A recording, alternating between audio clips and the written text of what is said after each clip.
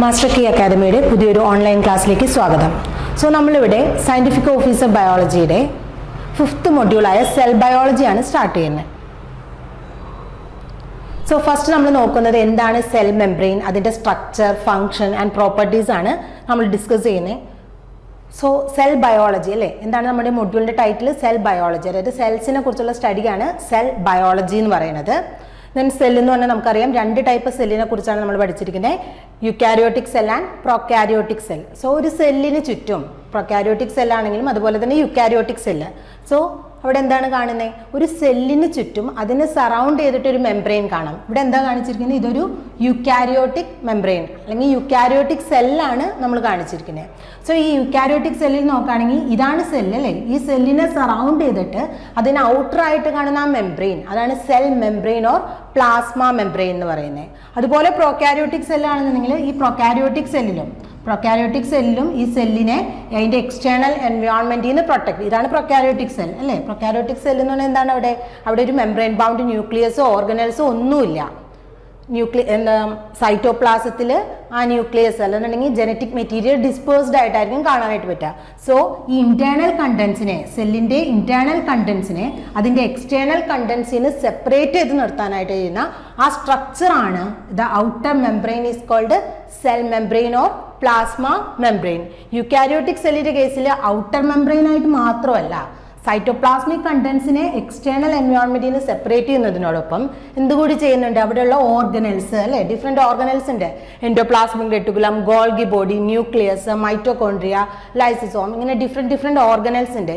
ഈ ഓർഗനൽസിന്റെ കണ്ടൻസ് അല്ലെങ്കിൽ ഓർഗനൽസിനെ സെപ്പറേറ്റ് ചെയ്യുക അല്ലെങ്കിൽ ഓർഗനൽസിനെ ലൈൻ ചെയ്തുകൊണ്ട് നമുക്ക് എന്ത് കാണാനായിട്ട് പറ്റും? Plasma membrane or the cell membrane. നമുക്ക് എല്ലാവർക്കും അറിയാം സെൽ മെംബ്രെയിൻ്റെ സ്ട്രക്ചർ എന്ന് പറയുന്നത് അല്ലേ, it is A semi permeable ആണെന്ന് പറയാം. എന്താണ് സെമി പെർമിയബിൾ എന്ന് പറഞ്ഞാൽ? ചില സബ്സ്റ്റൻസസിന് അല്ലേ ഇവിടെ എന്തായിട്ടാണ് ആക്ട് ചെയ്യുന്നത്? ഔട്ടർ എൻവയോൺമെന്റും അതുപോലെ തന്നെ ഇന്നർ എൻവയോൺമെന്റും തമ്മിൽ സെപ്പറേറ്റ് ചെയ്യാന്നുള്ളതാണ് ഈ plasma മെംബ്രെയിൻ്റെ function.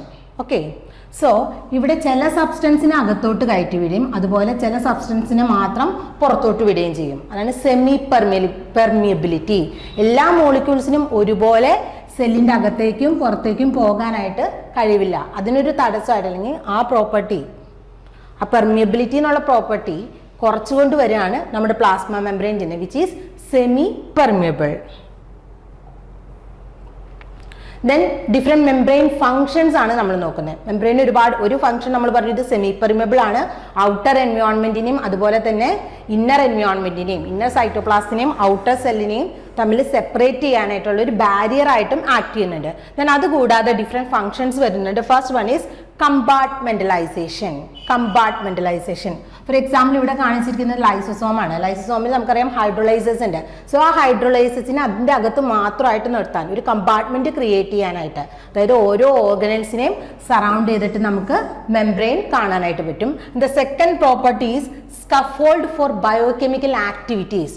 Different biochemical activities ഈ സെൽ മെംബ്രെയിനിൽ നടക്കുന്നു എന്നാണ് പറയുന്നത്. ഫോർ എക്സാമ്പിൾ നമ്മുടെ തൈലക്കോയിഡ് മെംബ്രെയിൻ, ഓക്കെ, അവിടെയൊക്കെ എന്താണ്? Photosynthesis, ATP transformation, electron transport, ഇങ്ങനെയുള്ള ബയോകെമിക്കൽ ആക്ടിവിറ്റീസ് ഒക്കെ നടക്കുന്നതിനുള്ള ഒരു റീജിയൻ ആയിട്ടും നമ്മുടെ മെംബ്രെയിൻ ആക്ട് ചെയ്യുന്നുണ്ട്, പ്ലാസ്മ മെംബ്രെയിൻ ആക്ട് ചെയ്യുന്നുണ്ട്.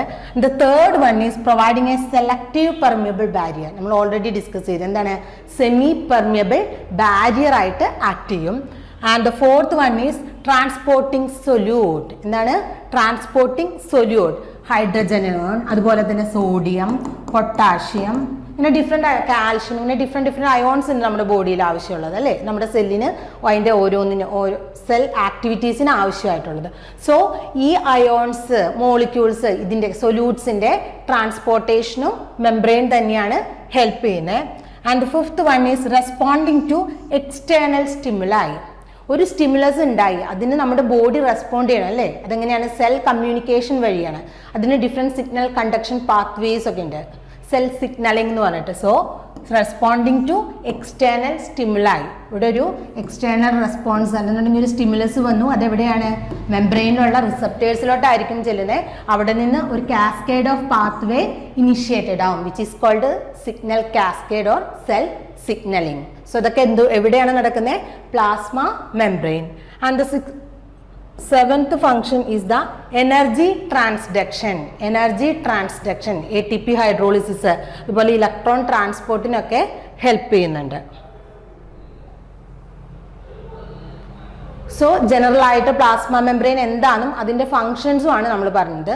ദെൻ ഡിഫറെന്റ് മോഡൽസ്, പ്ലാസ്മ മെംബ്രെയിനെ സ്ട്രക്ചറിനെ എക്സ്പ്ലെയിൻ ചെയ്യാനായിട്ട് ഡിഫറെന്റ് മോഡൽസ് വന്നിട്ടുണ്ട്. അതിൽ first model is the lipid bilayer model. എന്താണ് ലിപ്പിഡ് ബൈലെയർ മോഡൽ? ഈ ലിപ്പിഡ് ബൈലെയർ മോഡൽ പറയുന്നത് നമ്മുടെ plasma membrane, cell membrane or the plasma membrane എന്ന് പറയുന്നത് ലിപ്പിഡ് ബൈലെയർ, ലിപ്പിഡിന്റെ രണ്ട് ലെയർ ചേർന്ന്, രണ്ട് ലെയർ, 2 layers ഓഫ് ലിപ്പിഡ്സ് ആണ് എന്ത് ഫോം ചെയ്തിരിക്കുന്നത്? Plasma membrane. ഇതൊരു layer and this is another layer. And the second model is the sandwich model. This is the sandwich model or the Derson-Danieli model എന്ന് പറയും. ഇത് propose ചെയ്തത് ഡേഴ്സൺ and ഡാനിയേലി എന്ന് പറഞ്ഞ രണ്ട് സയന്റിസ്റ്റ് ആണ്. So it is known as the Davson Danielli model. ഇവിടെ എന്താണ് പറയുന്നത്? ഒരു ഹൈഡ്രോഫോബിക് സോൺ ഉണ്ട്. എന്താണ് പറയുന്നത്? ഒരു ഹൈഡ്രോഫോബിക് സോൺ ഉണ്ട്.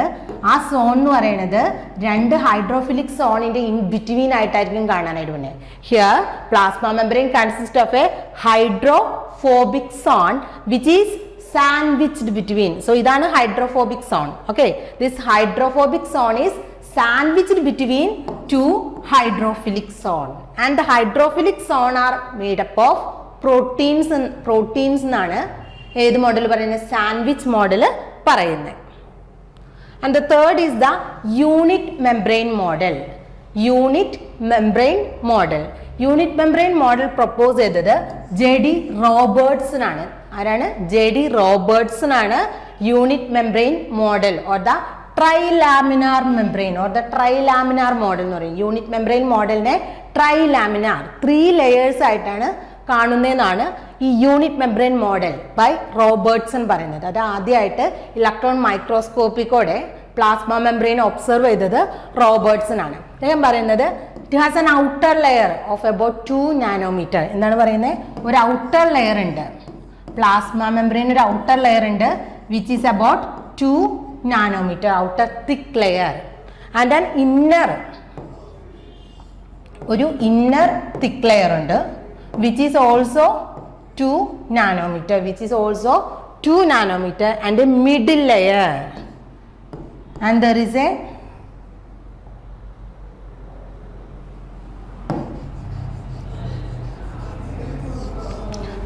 middle layer which is sandwiched between these two thick layers and has a thickness of about 3.5 nanometer. And Robertson പറഞ്ഞത് plasma membrane has a thickness of about 7.5 nanometer എന്നാണ്. നമ്മുടെ plasma membrane അല്ലെങ്കിൽ cell membrane എത്ര thickness ഉണ്ടെന്നാണ് പറഞ്ഞിരിക്കുന്നത്?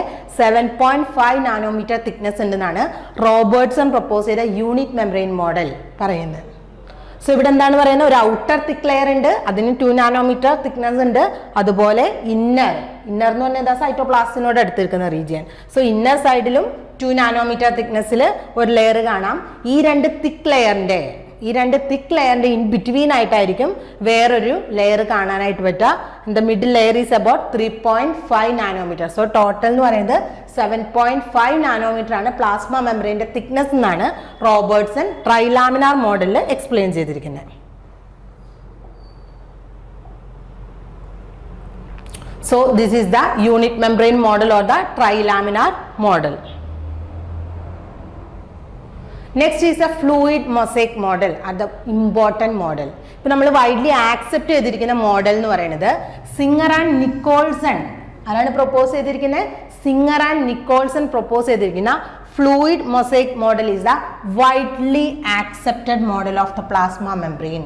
Plasma മെംബ്രെയിൻ്റെ ഏറ്റവും accepted ആയിട്ടുള്ള അല്ലെങ്കിൽ നമ്മൾ കറന്റ് നമ്മൾ യൂസ് ചെയ്തുകൊണ്ടിരിക്കുന്ന മോഡൽ എന്ന് പറയുന്നത് ഫ്ലൂയിഡ് മൊസൈക് മോഡലാണ്. അത് പ്രപ്പോസ് ചെയ്തത് സിംഗർ ആൻഡ് നിക്കോൾസൺ. ഈ മോഡൽ അനുസരിച്ച് പറഞ്ഞു, according to this model plasma membrane എന്താണെന്ന് പറയും? Plasma membrane is made up of lipid bilayer embedded proteins.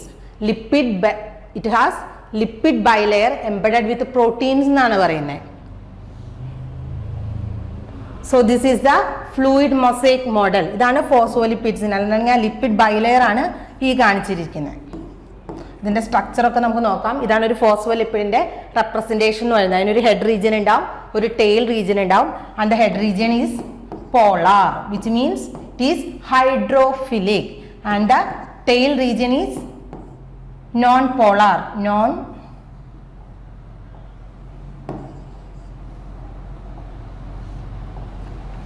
Tail region is non-polar, which means it is hydrophobic.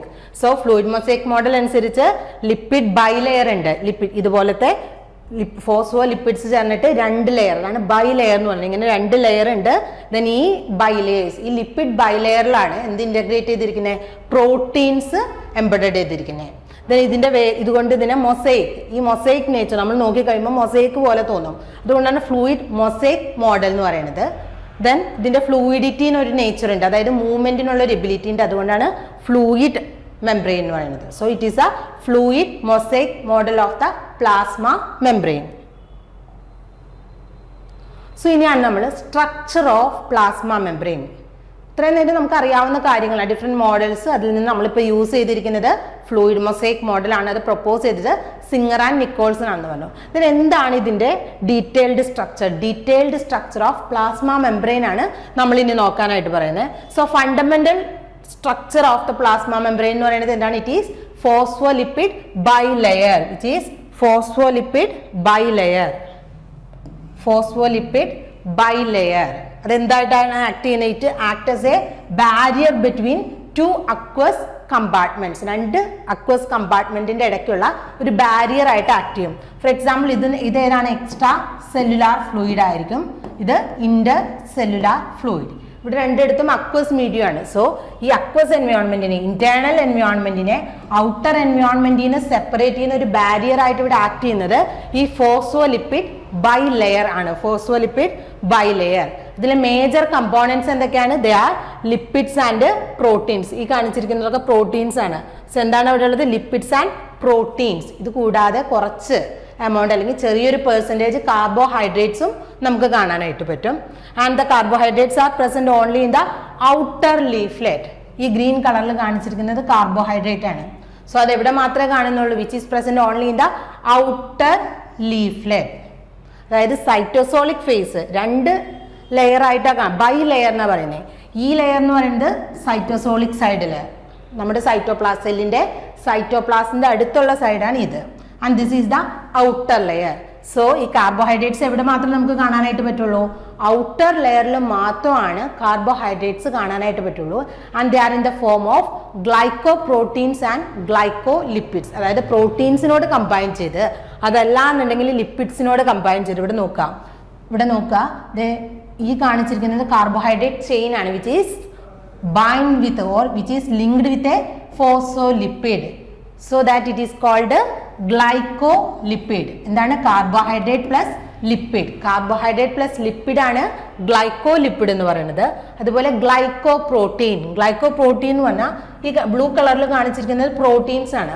So ഈ പ്രോട്ടീനോട് link ചെയ്തിട്ട്, ഈ പ്രോട്ടീൻസിനോട്, ഇതൊരു protein ആണല്ലേ, ഈ പ്രോട്ടീനോട് ലിങ്ക് ചെയ്തിട്ട് വരുന്ന കാർബോഹൈഡ്രേറ്റിനെയാണ് ഗ്ലൈക്കോപ്രോട്ടീൻ. സോ ഗ്ലൈക്കോപ്രോട്ടീൻസ് എന്ന് പറഞ്ഞാൽ എന്താണ്? They are carbohydrate plus protein. Then in percentage നോക്കുകയാണെന്നുണ്ടെങ്കിൽ പ്ലാസ്മ മെംബ്രെയിനിൽ ഏറ്റവും കൂടുതൽ കാണുന്നതും ലിപ്പിഡ്സ് ആണ്. The major content of the plasma membrane is lipid and it is approximately 54%. അത് കഴിഞ്ഞിട്ട് പിന്നെ കാണുന്നതാണ് പ്രോട്ടീൻസ് എത്ര പെർസെൻറ്റേജ് ആണ്? Which is nearly 46%. And carbohydrate around 5 to 10%. Then carbohydrate എന്ന് പറയുന്നത് ഗ്ലൈക്കോ പ്രോട്ടീൻസിന്റെയും അതുപോലെ തന്നെ ഗ്ലൈക്കോ ലിപ്പിഡ്സും ആയിട്ടായിരിക്കും കാണാനായിട്ട് പറ്റുക. Lipid composition of membrane. Lipids ഞാൻ പറഞ്ഞു ഫോസ്ഫോലിപ്പിഡ് ബൈലെയർ എന്നാണ് നമ്മൾ പറയുന്നതെന്ന് പറഞ്ഞു. So membranes are lipid protein assemblies in which the components are held together in a thin sheet by non-covalent bonds. Phospholipid bilayer എങ്ങനെയാ? ലിപ്പിഡ്സും ഉണ്ട്, അതുപോലെ തന്നെ അതിൽ എംബഡ് ചെയ്തിട്ട് പ്രോട്ടീൻസും ഉണ്ട്. അതൊരു തിൻ ലെയർ ആയിട്ടായിരിക്കും ആക്ട് ചെയ്യുന്നത്, തിൻ ലെയർ ആയിട്ട് ആക്ട് ചെയ്യും. സോ അതിനെയൊക്കെ ബൗണ്ട് ചെയ്തിരിക്കുന്നത് നോൺ കോവാലന്റ് ബോൺസ് വഴിയായിരിക്കും. നോൺ കോവാലന്റ് ബോൺസ് വഴിയായിരിക്കും ഈ ഷീറ്റിനെ, ഈ സ്ട്രക്ചേഴ്സിനെയൊക്കെ ആ പൊസിഷനിൽ നിർത്തിയിരിക്കാം. And the core of the membrane core നോക്കിക്കഴിഞ്ഞാൽ it consist of a sheet of lipids arranged in a bimolecular layer serves as a structural backbone. ഈ ഫോസ്ഫോലിപ്പിഡ് ബൈലെയർ എന്ന് പറയുന്നത് ബാക്ക് ബോൺ ആയിട്ടാണ് ആക്ട് ചെയ്യുന്നത്. സ്ട്രക്ചറൽ ബാക്ക് ബോൺ ആയിട്ടാണ് ഈ phospholipid bilayer act ചെയ്യുന്നത്.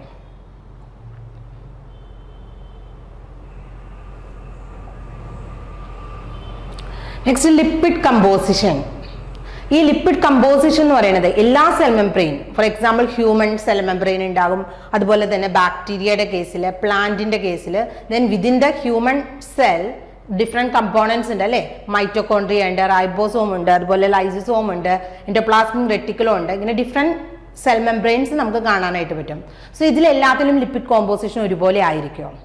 അതല്ല എന്നാണ് പറയുന്നത്. Ratio of lipid to protein, ratio of lipid to protein in a membrane varies. Lipid protein ratio, അതുപോലെ ലിപ്പിഡിന്റെ നേച്ചർ അല്ലെങ്കിൽ ടൈപ്പ് ഓഫ് ലിക്വിഡ് എന്ന് പറയുന്നത്, ലിപ്പിഡ് എന്ന് പറയുന്നത് എന്തൊക്കെ അനുസരിച്ച് മാറും? ടൈപ്പ് ഓഫ് സെല്ലുലാർ മെംബ്രെയിൻ, അതായത് ഏത് സെല്ലിന്റെ, നെർവ് സെല്ലാവാം, അതുപോലെ തന്നെ ബ്ലഡ് സെല്ലാകാം, അതുപോലെ ഡിഫറെന്റ് മെംബ്രെയിൻ ബൗണ്ട് ഓർഗനൽസിന്റെ ഔട്ടർ മെംബ്രെയിൻ ആകാം. ഇതനുസരിച്ച് മാറും ഈ ലിപ്പിഡ് പ്രോട്ടീൻ റേഷ്യോ. അതുപോലെ ടൈപ്പ് ഓഫ് ഓർഗാനിസം, മൗസിലെ പോലെ ആയിരിക്കില്ല ഹ്യൂമണിലെ പോലെ ആയിരിക്കില്ല വേറൊരു ഓർഗാനിസത്തിന്. സോ അതൊക്കെ ഓർഗാനിസം അനുസരിച്ച് ചേഞ്ച് ചെയ്യും. And the type of cell അനുസരിച്ചും ചേഞ്ച് ചെയ്യും. സോ ലിപ്പിഡ് പ്രോട്ടീൻ റേഷ്യോ എന്ന് പറയുന്നത്, lipid protein ratio in a membrane varies. എന്തിൻ്റെയൊക്കെ ബേസിസിലാ? Based on the type of cellular membrane, type of cellular membrane, the type of organism and the type of cell. അതിനൊരു example ആണ് ഈ കാണിച്ചിരിക്കുന്നത്. Inner mitochondrial membrane has a very high ratio of protein lipid. ഇതാണ് inner mitochondrial മെംബ്രെയിനിലെ protein lipid അല്ലെങ്കിൽ lipid protein ratio എന്ന് പറയുന്നത് which is very high in comparison to the red blood cell plasma membrane. Red blood cell RBCയുടെ plasma മെംബ്രെയിനിലെ lipid protein ratio എന്ന് പറയുന്നത് ഇതിനേക്കാൾ കുറവാണെന്ന് പറയുന്നത് ഇന്നർ മൈറ്റോകോൺഡ്രിയൽ മെംബ്രെയിനിലുള്ള ലിപ്പിഡ് പ്രോട്ടീൻ റേഷ്യോനേക്കാളും കുറവാണ്. അതായത് ലിപ്പിഡ് പ്രോട്ടീൻ റേഷ്യോ ഓർഗാനിസത്തിന്റെ ബേസിസിൽ വേരി ചെയ്യും, അതുപോലെ സെല്ല്, ഡിഫറെന്റ് ടൈപ്സ് ഓഫ് സെല്ലിൽ വേരി ചെയ്യും വിതിൻ്റെ ഓർഗാനിസം ആണെന്നുണ്ടെങ്കിൽ, and different type of cellular membrane, ഇതിലൊക്കെ വേരി ചെയ്യും. Then membrane lipids. മെംബ്രെയിൻ ലിപ്പിഡ്സിന്റെ ഏറ്റവും ഇമ്പോർട്ടൻ്റ് ആയിട്ടുള്ള ഒരു ക്യാരക്ടർ ആണ് ദേ ആർ ആംഫിപതിക്. എന്താണ് പറയുന്നത്? They are amphipathic. They are amphipathic. Amphipathic means രണ്ട് ചാർജ് ക്യാരി ചെയ്യുന്ന സബ്സ്റ്റൻസസിനെയാണ് ആംഫിപതിക് എന്ന് പറയുന്നത്. നമ്മൾ ഒരു ലിപ്പിഡിനെ ഇങ്ങനെയാണ് റെപ്രസെന്റ് ചെയ്യുന്നത്. സോ എന്താണ്? This lipid is amphipathic in nature എന്ന് പറയുന്നത്. എന്താണ് പറയുന്നത്? This lipid is amphipathic in nature which carries two charge, which means it has a polar head. ഇതിനൊരു പോളാർ ഹെഡ് റീജിയൻ ഉണ്ട്, അതുപോലെ തന്നെ ഒരു നോൺ പോളാർ ടെയിൽ റീജിയൻ ഉണ്ട്. നോൺ പോളാർ ടെയിൽ റീജിയനും ഉണ്ട്. പോളാർ ഹെഡ് റീജിയനും ഉണ്ട്, നോൺ പോളാർ ടെയിൽ റീജിയനും ഉണ്ട്. ഇതാണ് ആംഫിപതിക് നേച്ചർ എന്ന് പറയുന്നത്. And this polar region is hydrophilic and the non polar region is hydrophobic. And there are 3 main types of membrane lipids. ഈ റെപ്രസെന്റേഷൻ ഇത് തന്നെയാണ്. ആംഫിപതിക് മോളിക്യൂൾ ഓർ ദ ലിപ്പിഡ്. ഇവിടെ ഒരു ഹെഡ് റീജിയൻ ഉണ്ട്, ടെയിൽ റീജിയൻ ഉണ്ട്. ആ സ്ട്രക്ചർ ആണ് കാണിച്ചിരിക്കുന്നത്. ദെൻ ലിപ്പിഡ് കമ്പോണന്റ് അല്ലെങ്കിൽ ലിപ്പിഡ് നോക്കിക്കഴിഞ്ഞാൽ മെംബ്രെയിൻസിൽ 3 ഡിഫറെന്റ് ടൈപ്സ് ഓഫ് ലിപ്പിഡ്സിനെ നമുക്ക് കാണാനായിട്ട് പറ്റും. 3 different types of lipids R present in the plasma membrane and they are, first one is phospholipid. Major component അല്ലെങ്കിൽ major lipid present in the plasma membrane എന്ന് പറയുന്നത് phospholipid ആയിരിക്കും. Then comes the glycolipid and cholesterol. 3 type lipids ആണ് plasma മെംബ്രെയിനിൽ കാണുവാനായിട്ട് പറ്റുക. ഏതൊക്കെയാണ്? They are phospholipid, glycolipids and cholesterol. First one phospholipid. ഏറ്റവും ഇമ്പോർട്ടൻ്റ് ആയിട്ടുള്ള ലിപ്പിഡ് കാറ്റഗറിയാണ് ഫോസ്ഫോലിപ്പിഡ് എന്ന് പറയുന്നത്. ലിപ്പിഡ് എന്ന് പറയുന്നത്. And this is the major or the most abundant lipid in the plasma membrane, which is very important. Most abundant membrane lipid are the phospholipids. Phospholipid ആണ് ഏറ്റവും abundant ആയിട്ട് plasma മെംബ്രെയിനിൽ കാണുന്ന lipid. And they are made up of 4 components. ഇതാണ് ഒരു ഫോസ്ഫോലിപ്പിഡിന്റെ structure എന്ന് പറയുന്നത്. അതിൽ 4 കമ്പോണന്റ് ആണ് നമുക്ക് കാണാനായിട്ട് പറ്റുക. First one an alcohol. ഒരു ആൽക്കഹോൾ ഉണ്ടാവും which is either glycerol or sphingosine. ഏതാണ്? ഗ്ലിസറോൾ ആകാം, അതല്ല എന്നുണ്ടെങ്കിൽ സ്ഫിൻജോസിൻ. മെജോറിറ്റി കേസിലും ആൽക്കഹോൾ എന്ന് പറയുന്നത് ഗ്ലിസറോൾ ആയിരിക്കും. ദെൻ ടു ദിസ് ആൽക്കഹോൾ, ഈ ആൽക്കഹോളിനോട് അറ്റാച്ച് ചെയ്തിട്ട് ഫാറ്റി ആസിഡ്, 2 ഫാറ്റി ആസിഡ്, ഈ ആൽക്കഹോളിനോട് അറ്റാച്ച് ചെയ്തിട്ട് ഫാറ്റി ആസിഡ്സ് കാണും. ദെൻ അനദർ റീജിയണിൽ ഒരു ഫോസ്ഫേറ്റ് ഗ്രൂപ്പ് അറ്റാച്ച് ചെയ്തിട്ടുണ്ടാവും. ഫോർ എക്സാമ്പിൾ ഗ്ലിസറോൾ ആണെന്ന് എടുക്കുക. ഗ്ലിസറോൾ എന്ന് പറഞ്ഞാൽ നമുക്കറിയാം എത്ര കാർബൺ ഉണ്ട്. ഗ്ലിസറോളിന് സിംപ്ലസ്റ്റ് ആൽക്കഹോൾ ആണ്. സോ 3 കാർബൺ ആണ് ഗ്ലിസറോളിൽ കാണാനായിട്ട് പറ്റുക. ഇതിൽ 2 കാർബണിലോട്ട് ഫാറ്റി ആസിഡ് ടെയിൽ അല്ലെങ്കിൽ ഫാറ്റി ആസിഡ് ചെയിൻ അറ്റാച്ച് ചെയ്യും.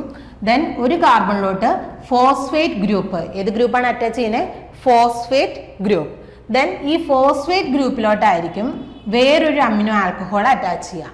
വേറെ ഏതെങ്കിലും അമിനോ ആൽക്കഹോൾ അറ്റാച്ച് ചെയ്യും. ഇങ്ങനെയാണ് ഒരു ഫോസ്ഫോലിപ്പിഡിന്റെ ജനറൽ സ്ട്രക്ചർ എന്ന് പറയുന്നത്.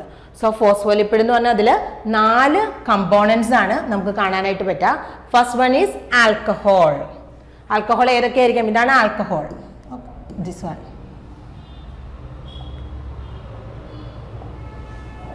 ഇതാണ് alcohol. Either glycerol or the sphingosine. Either glycerol or the sphingosine. Then next is fatty acid. ഈ ആൽക്കഹോളിനോട് അറ്റാച്ച് ചെയ്തിട്ട് ഫാറ്റി ആസിഡ്സ് ഉണ്ടാവും. Then next phosphate. ഈ ആൽക്കഹോളിനോട് തന്നെ അറ്റാച്ച് ചെയ്തിട്ട് ഫോസ്ഫേറ്റ് ഗ്രൂപ്പ് ഉണ്ടാവും. Then an alcohol attach to the phosphate. ഈ ഫോസ്ഫേറ്റ് ഗ്രൂപ്പിനോട് അറ്റാച്ച് ചെയ്തിട്ട് അനദർ അമിനോ ആൽക്കഹോളും നമുക്ക് കാണാനായിട്ട് പറ്റും. then ഏതാണ് ഈ backbone or which alcohol to which fatty acids are attached? ഈ ഫാറ്റി ആസിഡ്സ് ഏത് ആൽക്കഹോളിനോടാണ് അറ്റാച്ച് ചെയ്യുന്നത്? ഞാൻ പറഞ്ഞു 2 ടൈപ്പ് ആൽക്കഹോൾ ആണ് ഫോസ്ഫോലിപ്പിഡ്സിൽ കാണുക. ഏതാണ്? എയ്തർ ഗ്ലിസറോളോ സ്ഫിൻജോസിൻ. ഇതിന്റെ ബേസിസിൽ ഫോസ്ഫോലിപ്പിഡ്സിനെ 2 ആയിട്ട് കാറ്റഗറൈസ് ചെയ്യുന്നുണ്ട്. They are glycero phospholipids. എന്താണ്? Glycero phospholipids or the phosphoglycerides and the sphingo phospholipids. So ഇവിടെ കാണുന്ന ആൽക്കഹോൾ, ഈ ആൽക്കഹോൾ ഏതാണ്? എയ്തർ ഗ്ലിസറോൾ ആകാം, അതല്ല എന്നുണ്ടെങ്കിൽ സ്ഫിൻജോസിൻ ആവാം. സോ അതിന്റെ ബേസിസിൽ ഫോസ്ഫോലിപ്പിഡ്സിനെ 2 ആയിട്ടാണ് ക്ലാസിഫൈ ചെയ്യുന്നത്. 2 ആയിട്ട് ക്ലാസിഫൈ ചെയ്യുന്നുണ്ട്. They are phosphoglycerides or the glycero phospholipids. Glycero phospholipids. And another category is അവിടെ സ്ഫിൻജോസിൻ ആവാണെന്നുണ്ടെങ്കിൽ സ്ഫിൻജോ ഫോസ്ഫോലിപ്പിഡ്സ്. സ്ഫിൻജോ ഫോസ്ഫോലിപ്പിഡ്സ്.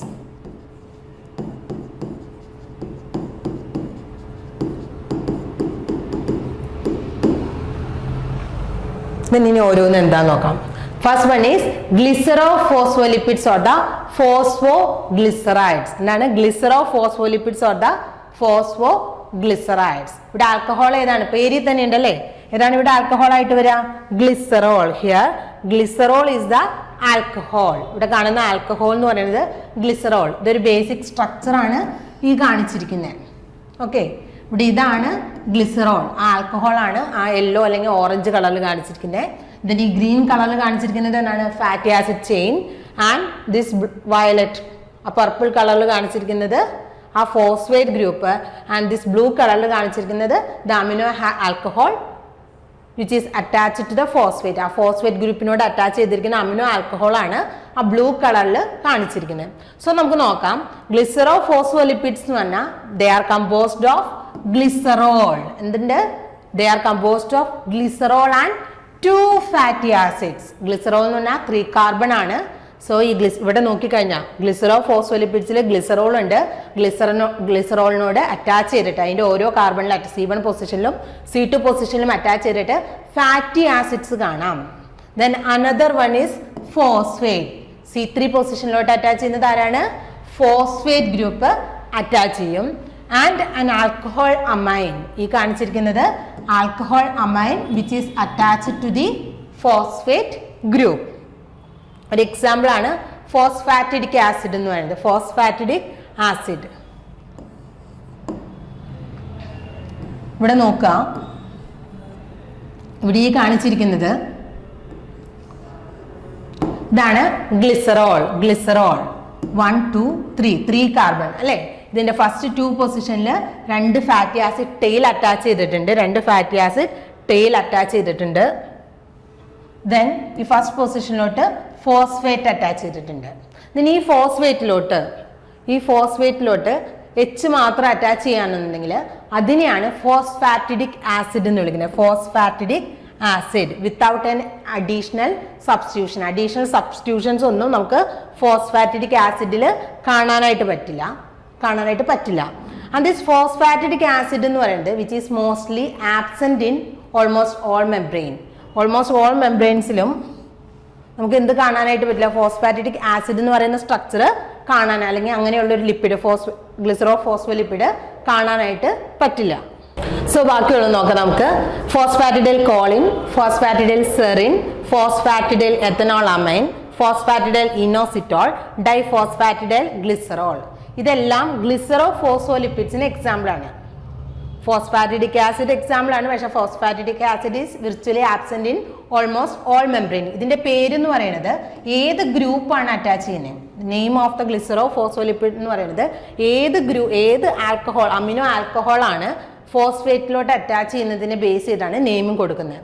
സോ ഇവിടെ കോളിനാണ് വന്ന് ബൈൻഡ് ചെയ്യുന്നുണ്ടെങ്കിൽ which is called phosphatidyl choline. ഇത് ജനറൽ സ്ട്രക്ചർ ആണ്. ഓക്കെ, ഇവിടെ R1 എന്ന് കാണിച്ചിരിക്കുന്നത് fatty acid tail, and this is the glycerol and this is a phosphate, and to this phosphate different amino alcohols are attached. So first one നോക്കാം, ഇതാണ് amino alcohol choline. ഈ choline ആണ് ഇങ്ങോട്ട് attach ചെയ്യുന്നത് which forms the phosphatidyl choline, and this is also called lecithin. phosphatidyl choline ആണ് lecithin എന്ന് വിളിക്കുന്നത്. And next one is serine. If serine is attached, then it is called phosphatidyl serine. And next one is ethanolamine. ethanolamine ആണെന്നുണ്ടെങ്കിൽ ഫോസ്ഫാറ്റിഡൈൽ എത്തനോളമൈൻ ആയിരിക്കും അതിന്റെ name. Then inositol, ഈ കാണിച്ചിരിക്കുന്നതാണ് inositol. So it will form phosphatidyl inositol. And if it is again a glycerol, diphosphatidyl glycerol, which is known as the cardiolipin. So phosphatidic acid absent ആണ് മിക്ക മെംബ്രെയിനിലും. ഏറ്റവും കൂടുതലായിട്ട് കാണുന്നതാണ് phosphatidyl choline, phosphatidyl ethanol amine, phosphatidyl serine and phosphatidyl inositol. ഇതൊക്കെയാണ് ഏറ്റവും കൂടുതലായിട്ട് കാണുന്ന membrane glycero phospho lipids എന്ന് പറയുന്നത്. ദെൻ ഇവിടെ മെംബ്രെയിൻ ഗ്ലിസറൈഡ്സ് ആർ ഡൈഗ്ലിസറൈഡ്സ് എന്ന് പറയുന്നത്. നമ്മൾ ട്രൈഗ്ലിസറൈഡ്സ് കൂടുതലായിട്ട് കേട്ടിട്ടുണ്ട്. ട്രൈഗ്ലിസറൈഡ് എന്ന് പറഞ്ഞാൽ എന്താ? ഗ്ലിസറോളിന് 3 കാർബൺ ഉണ്ട്. ആ 3 കാർബണിലോട്ടും ഗ്ലിസറോളിന് 3 കാർബൺ ഉണ്ട്. ഈ 3 കാർബണിലോട്ടും ഫാറ്റി ആസിഡ് ടെയിൽ അറ്റാച്ച് ചെയ്യാന്നുണ്ടെങ്കിൽ അവിടെ വരുന്ന ബോണ്ട് എസ്ട്രിഫിക്കേഷൻ ആണ് അല്ലേ, എസ്റ്റർ ബോണ്ടാണ് വരുന്നത്. ഫാറ്റി ആസിഡ് വരികയാണെന്നുണ്ടെങ്കിൽ അത് ട്രൈഗ്ലിസറൈഡ് ആവും. ഇവിടെ നമ്മൾ ഗ്ലിസറോ ഫോസ്ഫോലിപ്പിഡിൽ എന്താണ് പറഞ്ഞത്?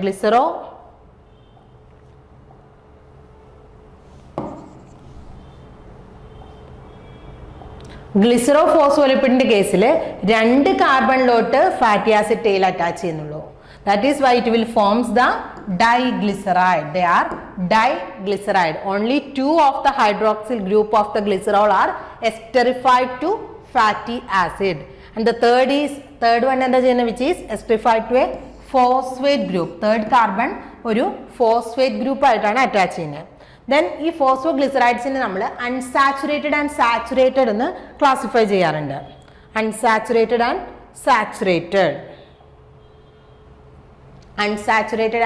സാച്ചുറേറ്റഡ് ഫാറ്റി ആസിഡ്സിന്റെ കേസിൽ നമ്മൾ saturated and unsaturated fatty acids എന്ന് പറയും.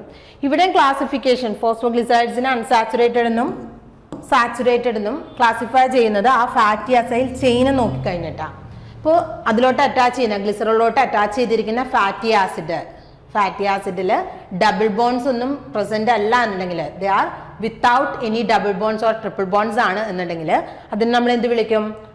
Saturated. They are called saturated fatty acids or the saturated phosphoglycerides എന്ന് വിളിക്കും. അൺസാച്ചുറേറ്റഡ് എന്ന് പറഞ്ഞാൽ എന്താണ്? Double bonds or triple bonds may be present. Double bonds അല്ലെങ്കിൽ ട്രിപ്പിൾ ബോൺസ് ഒക്കെ പ്രസന്റ് ആണെന്നുണ്ടെങ്കിൽ അതിനെ അൺസാച്ചുറേറ്റഡ് എന്ന് പറയും. സോ അൺസാച്ചുറേഷൻ ആണ് നമ്മൾ ഫാറ്റി ആസിഡ് ടെയിൽ വരയ്ക്കുമ്പോൾ ഇങ്ങനെ ഒരു ബെൻഡ് പോലെ കാണിക്കും, വിച്ച് ഈസ് കോൾഡ് കിങ്ക്. കിങ്കിന്റെ പ്രോപ്പർട്ടീസ് അല്ലെങ്കിൽ കിങ്കിന്റെ ആവശ്യം എന്താണെന്നൊക്കെ നമുക്ക് നെക്സ്റ്റ് സെഷനിൽ ഡിസ്കസ് ചെയ്യാം. സോ ഇത്ര ഓർത്തിരിക്കുക, അൺസാച്ചുറേഷൻ ആണ് ഈ കിങ്ക് ഫോമിൽ റെപ്രസെന്റ് ചെയ്യുന്നത്. അൺസാച്ചുറേഷൻ എന്ന് പറഞ്ഞാൽ അവിടെ ഡബിൾ ബോണ്ട് പ്രസന്റ് ആയിരിക്കും. നെക്സ്റ്റ് കാറ്റഗറി, സോ നമ്മളിപ്പോൾ എന്താണ് പറഞ്ഞുകൊണ്ടിരിക്കുന്നത്? Phospholipids. First category or the most abundant lipid in the plasma membrane ആണ് ഫോസ്ഫോലിപ്പിഡ്. സോ ഫോസ്ഫോലിപ്പിഡിന്റെ സ്ട്രക്ചർ നമ്മൾ പറഞ്ഞു, അതിലൊരു ആൽക്കഹോൾ ഉണ്ട്. ആൽക്കഹോളിലോട്ടാണ് ഫാറ്റി ആസിഡും ഫോസ്ഫേറ്റ് ഗ്രൂപ്പ് ഒക്കെ അറ്റാച്ച് ചെയ്യുന്നതെന്ന് പറഞ്ഞു.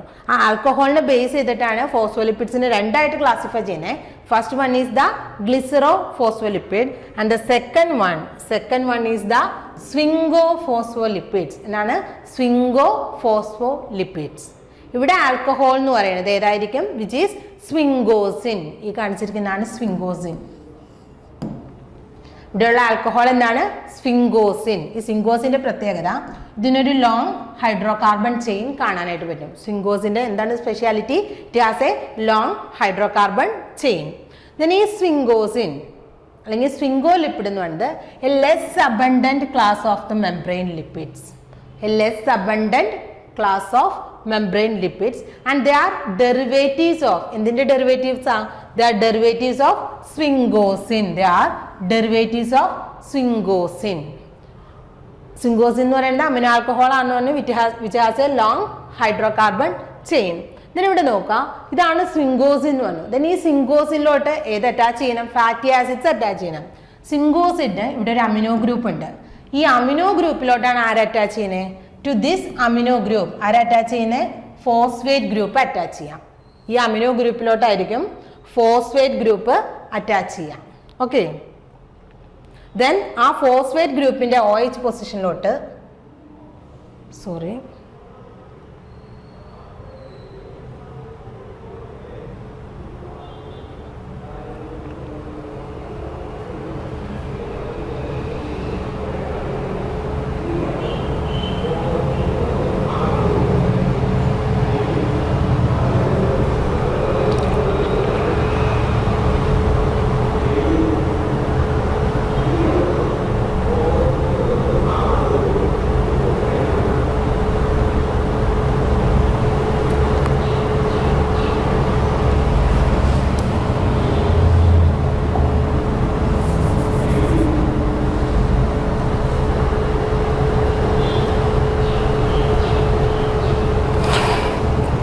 Let's continue. സോ എന്താണ് സ്വിംഗോസിൻ? ഇതാണ് സ്വിംഗോസിൻ എന്ന് പറയുന്നത് അല്ലെ. സ്വിംഗോസിൻ എന്ന് പറയുന്നത് ഒരു അമിനോ ആൽക്കഹോൾ ആണ്. സ്വിംഗോസിൻ അമിനോ ആൽക്കഹോളിന്റെ പ്രത്യേകത ഇതിനൊരു ലോങ് ഹൈഡ്രോ കാർബൺ ചെയിൻ കാണാനായിട്ട് പറ്റും. ദെൻ ഇതിലോട്ട് അറ്റാച്ച് ചെയ്യണം, ഫാറ്റി ആസിഡ് ടെയിൽ അറ്റാച്ച് ചെയ്യണം. ഇവിടെ അറ്റാച്ച് ചെയ്യുന്നത് ഇവിടെയുള്ള അമിനോ ഗ്രൂപ്പ്, ഈ കാണുന്ന അമിനോ ഗ്രൂപ്പിലോട്ടായിരിക്കും ഏത് അറ്റാച്ച് ചെയ്യുന്നത്? ഈ കാണുന്ന ഫാറ്റി ആസിഡ് ചെയിൻ.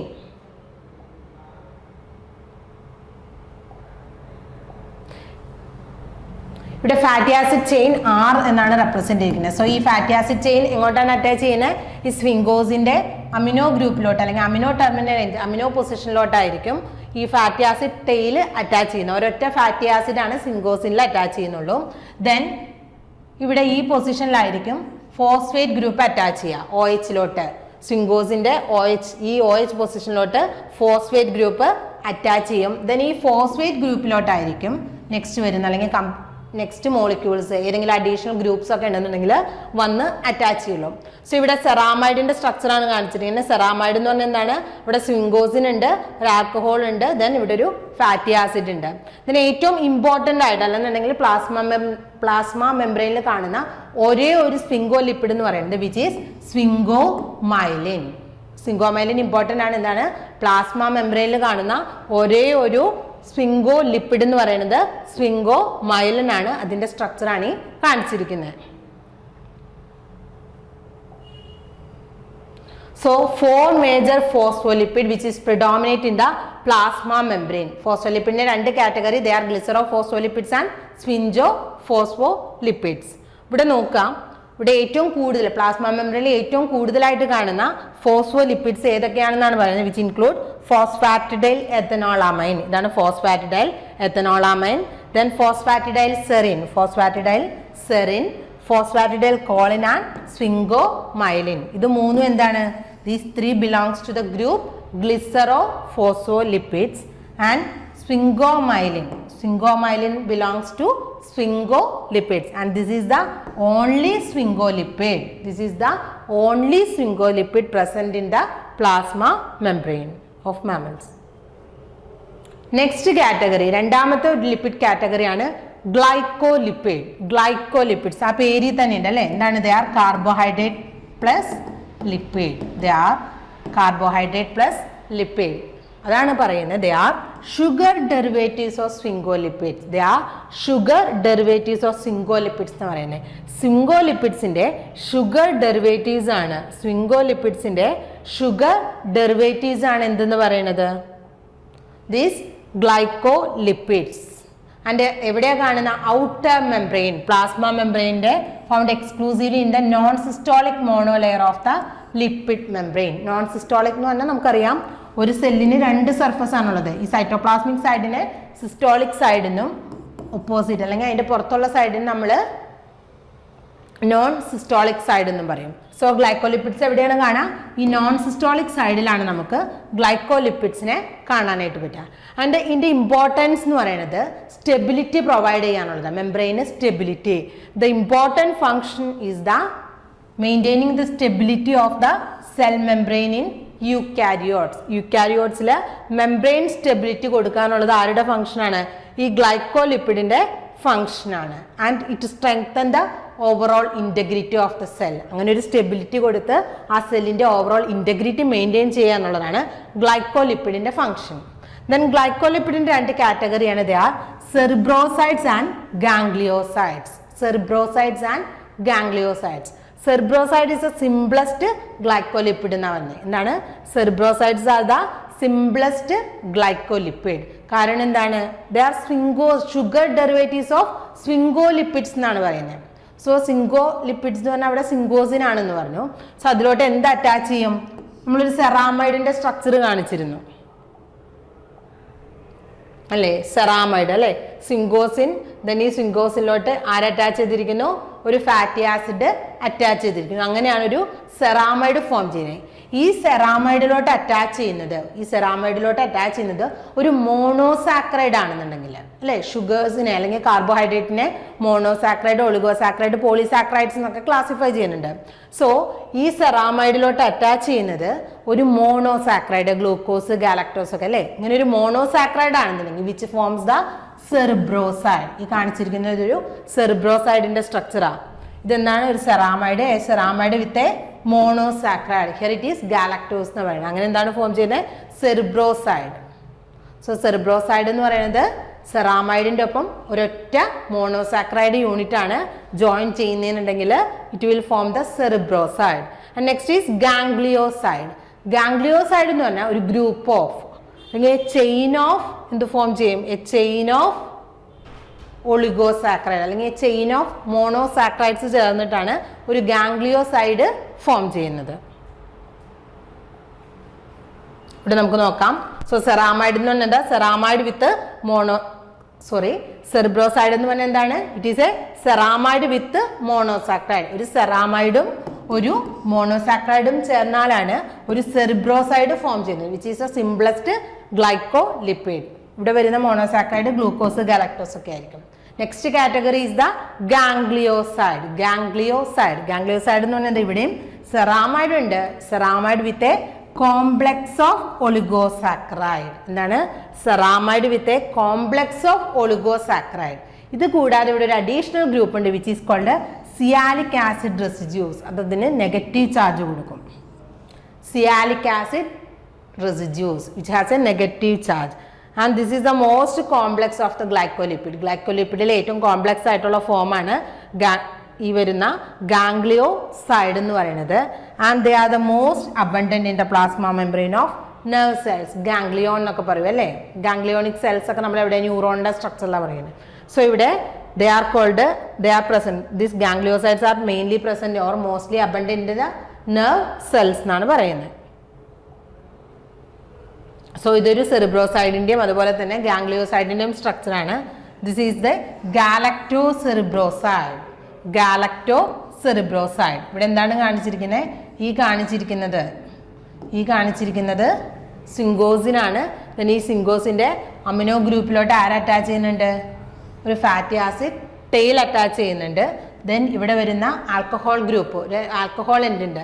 ആ ആൽക്കഹോളിലോട്ടായിരിക്കും ആര് അറ്റാച്ച് ചെയ്യുന്നത്? മോണോസാക്രൈഡ്. സോ ഗാലക്ടോസെറിബ്രോസൈഡ് എന്ന് പറഞ്ഞാൽ ഇവിടെ അറ്റാച്ച് ചെയ്യുന്നത് ഗാലക്ടോസ് ആയിരിക്കും. Galactose they are neutral glycolipid. കാരണം എന്താ ഇവിടെ ചാർജ് ഒന്നും ഇല്ല, അതുകൊണ്ട് തന്നെ എന്താ വിളിക്കുക? They are called as a neutral glycolipid. Okay, next വരുന്നതാണ് ഗാംഗ്ലിയോസൈഡ്. ഗാംഗ്ലിയോസൈഡിൽ എന്താണ് പ്രത്യേകത? ഇവിടെ അറ്റാച്ച് ചെയ്യുന്നത് എന്തായിരിക്കും? എ ചെയിൻ ഓഫ് ഒളിഗോസാക്രൈഡ് അല്ലെങ്കിൽ എ കോംപ്ലക്സ് ഓഫ് ഒളിഗോസാക്രൈഡ് ആയിരിക്കും സിങ്കോസ് അല്ലെങ്കിൽ സെറാമൈഡിലോട്ട്. ഈ കാണിച്ചിരിക്കുന്ന സെറാമൈഡാണ്. ആ സെറാമൈഡിലോട്ട് അറ്റാച്ച് ചെയ്യുന്നത്. ദെൻ അത് കൂടാതെ അഡീഷണൽ ആയിട്ട് വരുന്ന റെസിഡ്യൂസ് ആണ് ഈ കാണുന്ന sialic acid, N-acetyl neuraminic acid എന്ന് പറയും. നാന സിയാലിക് ആസിഡിനെ NaNA എന്ന് പറയും. N-acetyl neuraminic acid which gives a negative charge. So they are called charged glycolipid. Uncharged ഉണ്ട്, ചാർജ്ഡ് ഉണ്ട്. അൺചാർജ്ഡ് എന്ന് പറയുന്നത് സെറിബ്രോസൈഡും ചാർജ്ഡ് എന്ന് പറയുന്നത് ഗാംഗ്ലിയോസൈഡും ആയിരിക്കും. ഈ ഗാംഗ്ലിയോസൈഡിന് ചാർജ് കൊടുക്കുന്നത് sialic acid residues NANA N-acetyl neuraminic acid ആയിരിക്കും. ദെൻ എന്തൊക്കെയാണ് ഫങ്ഷൻസ് ഓഫ് ദ ഗ്ലൈക്കോലിപ്പിഡ്സിന്റെ ഫങ്ഷൻസ് എന്ന് നമ്മൾ ഓൾറെഡി ഡിസ്കസ് ചെയ്തു അല്ലേ? ഇതെന്താണ്? സ്ട്രെങ്ത് കൊടുക്കുക, അറ്റാച്ച്മെന്റിന് ഹെൽപ്പ് ചെയ്യാനുള്ളതൊക്കെ. So functions of the glycolipid എന്ന് പറയുന്നത് it is depend on the localization. എവിടെയാണ് ഇത് കാണുന്നത്, ഇതിന്റെ ലൊക്കേഷൻ, ഏത് സെല്ലിൽ അല്ലെങ്കിൽ ഏത് സെൽ മെംബ്രെയിനിലാണ് ഇത് കാണുന്നത് എന്നതിന്റെ ബേസിസിലായിരിക്കും ഗ്ലൈക്കോലിപ്പിഡിന്റെ ഫങ്ഷൻ എന്ന് പറയുന്നത്. For example, plasma membrane of the epithelial സെൽസിലുള്ള പ്ലാസ്മ മെംബ്രെയിൻ ആണെന്നെങ്കിൽ എന്താ സംഭവിക്കുന്നത്? എപ്പിക്കൽ സർഫസ് എക്സ്റ്റേണൽ എൻവയോൺമെന്റുമായിട്ടായിരിക്കും എപ്പോഴും എക്സ്പോസ് ചെയ്തിരിക്കും. So they may help protect the membrane against harsh conditions frequently found there അല്ലേ? അവിടെ pH ചേഞ്ച് ഉണ്ടാവാം, അതുപോലെ ഡിഗ്രഡേറ്റീവ് എൻസൈംസ് ഒക്കെ ഈ എക്സ്റ്റേണൽ എൻവയോൺമെന്റിൽ കാണാം. സോ ഇതിൽ നിന്നൊക്കെ ആ മെംബ്രെയിനെ പ്രൊട്ടക്ട് ചെയ്യാനുള്ളതായിരിക്കും ഈ എപ്പിക്കൽ സർഫസ് അല്ലെങ്കിൽ എപ്പിത്തീലിയൽ സെൽസിന്റെ സർഫസിൽ കാണുന്ന ഗ്ലൈക്കോലിപ്പിഡ്സിന്റെ ഫംഗ്ഷൻ എന്ന് പറയുന്നത്. Then charged glycolipids. ഏതായിരുന്നു ചാർജ്ഡ് ഗ്ലൈക്കോലിപ്പിഡ്സ്? They are ഗാംഗ്ലിയോസൈഡ്. അതിന് ചാർജ് കൊടുക്കുന്നത് ഏത് സബ്സ്റ്റൻസസ് അല്ലെങ്കിൽ ഏത് molecules? They are sialic acid residues. So charge glycolipids മെംബ്രെയിൻ്റെ ആ പൊളാരിറ്റി മെയിൻറ്റെയിൻ ചെയ്യാനായിട്ട് ഹെൽപ്പ് ചെയ്യുന്നുണ്ട്. അല്ലെങ്കിൽ അയോണിക് കോൺസെൻട്രേഷൻ, ഒരു ഇലക്ട്രിക് പൊട്ടൻഷ്യൽ മെയിൻറ്റെയിൻ ചെയ്യാനായിട്ട് ഹെൽപ്പ് ചെയ്യുന്നത് ഈ ചാർജ്ഡ് ഗ്ലൈക്കോലിപ്പിഡ്സ് ആയിട്ടുള്ള ഗാംഗ്ലിയോസൈഡ്സ് ആയിരിക്കും. Then cell recognition. എന്താണ്? സെൽ റെക്കഗ്നിഷന് ഹെൽപ്പ് ചെയ്യും. അതായത് ചില മോളിക്യൂൾസ് അല്ലെങ്കിൽ പുറത്തുനിന്ന് വരുന്ന ഒരു ലിഗാൻഡ് വന്ന് ബൈൻഡ് ചെയ്യുന്നത് ഈ കാർബോഹൈഡ്രേറ്റിന്റെ. സോ ചില ഗ്ലൈക്കോലിപ്പിഡ്സ് സെൽ റെക്കഗ്നിഷന് ഹെൽപ്പ് ചെയ്യുന്നു എന്ന് പറഞ്ഞു. അതെങ്ങനെയാണെന്ന് വെച്ചാൽ ചില പ്രോട്ടീൻസ് ഉണ്ട്, ആ ചില ലെക്റ്റിൻസ് പോലുള്ള പ്രോട്ടീൻസ് ഡയറക്ട്ലി ചില കാർബോഹൈഡ്രേറ്റ് റെസിഡ്യൂസ് ലിപ്പിഡിൽ നിന്നോ അല്ലെങ്കിൽ പ്രോട്ടീനിലോ ഉള്ള കാർബോഹൈഡ്രേറ്റ് റെസിഡ്യൂല് വന്നായിരിക്കും ബൈൻഡ് ചെയ്യണം. ആ സ്പെസിഫിക് സെല്ലിനെ അത് ഡിറ്റർമിൻ ചെയ്യണം, അല്ലെങ്കിൽ ആ സ്പെസിഫിക് സെല്ലിനെ ഐഡന്റിഫൈ ചെയ്യുന്നത് ഇൻട്രാക്ഷൻസ് വഴിയായിരിക്കും. അങ്ങനെ സെൽ അഡ്ഹഷന് ഹെൽപ്പ് ചെയ്യുന്നുണ്ട്. ദെൻ വേറൊരു ഇമ്പോർട്ടൻറ്റ് ഫംഗ്ഷൻ എന്ന് പറയുന്നത് ബാക്ടീരിയൽ ടോക്സിൻസിൻ്റെ എൻട്രി പോയിന്റ്സ് ആയിട്ട് ആക്ട് ചെയ്യും. They act as entry points for certain bacterial toxin. For example cholera toxin ഒക്കെ എന്താ സംഭവിക്കുന്നതെന്ന് വെച്ചാൽ പെർട്ടിക്കുലർ എല്ലാ സെല്ലിലും ഒരുപോലെ ആക്ട് ചെയ്യില്ല. ഓക്കെ, ചില ഒരു പെർട്ടിക്കുലർ ഗാംഗ്ലിയോസൈഡ് GM1 ആണ് ഇവിടെ സെൽ സർഫസ് റിസപ്റ്റർ ആയിട്ട് ആക്ട് ചെയ്യാം. ഇവിടെ എന്താ സംഭവിക്കുക? കോളറ ടോക്സിൻ, ആ ബാക്ടീരിയൽ ടോക്സിൻ എന്ന് പറയുന്നത് എന്താ സംഭവിക്കാം? എവിടെയാണ് കൂടുതലായിട്ട്? സ്റ്റൊമക്കിൻ്റെ എപ്പിത്തീലിയൽ ലൈനിങ് കഴിഞ്ഞുള്ള സെൽസ് ഉണ്ട്. എവിടെയാണ്? സ്റ്റൊമക്കിലെ എപ്പിത്തീലിയൽ ലൈനിങ് ഉണ്ട്, അതിൻ്റെ സർഫസിലുള്ള സെൽസിലായിരിക്കും ഈ ഗാംഗ്ലിയോസൈഡ് GM1 കാണാനായിട്ട് പറ്റുക.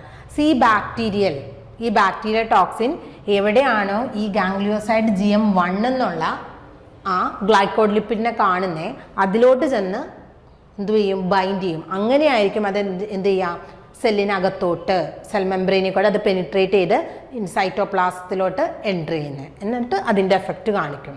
സോ എന്തായിട്ടാണ് ആക്ട് ചെയ്യുന്നത്? Glycolipids provide entry points for certain bacteria toxin. For example cholera toxin എന്ന് പറയുന്നത്. കോളറ ടോക്സിൻ അവിടെയുള്ള മെംബ്രെയിൻ സെൽ സർഫസ് റിസപ്റ്റർ എന്ന് പറയുന്നത് ഗാംഗ്ലിയോസൈഡ് GM1 ആണ്.